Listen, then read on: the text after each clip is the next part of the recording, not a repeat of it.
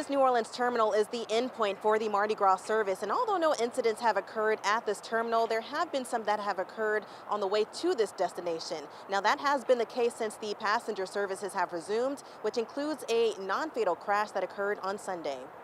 Amtrak Train 23 was carrying 48 passengers at the time. Officials say no passengers were hurt, though several crew members were treated at the scene. 6 people have died in 4 crashes along the Mardi Gras service route since it launched in August in Pass Christian, Gaudier, Mobile County, and in March in Biloxi.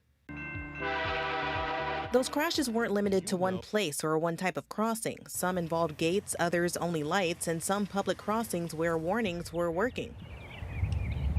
Federal safety data shows rail crossings are a leading cause of rail-related deaths. Being it's relatively new service, people in the area are going to take a while for them to get used to it. And expecting passenger trains, which move twice as fast, basically, as freight trains.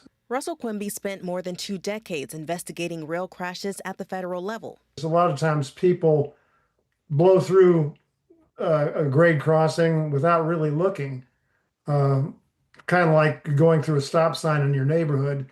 They don't expect a train. Even when warning systems are working, Quimby says trains often can't avoid a collision. The trains have right of way at all grade crossings because they generally can't stop within the visual sight distance. So who decides when a crossing gets gates or added protection?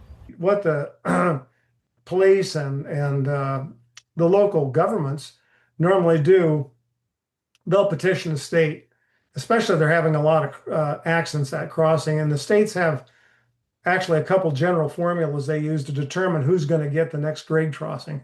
That money comes generally from the federal government. Amtrak says it's continuing education efforts along the Mardi Gras service route, working with Operation Lifesaver to remind drivers what to look for at crossings, including emergency stop signs. And I think the best thing they can do is probably a public relations campaign.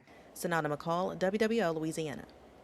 Same safety expert says this is not an overnight fix, but done cross by cross with education and enforcement playing a big role.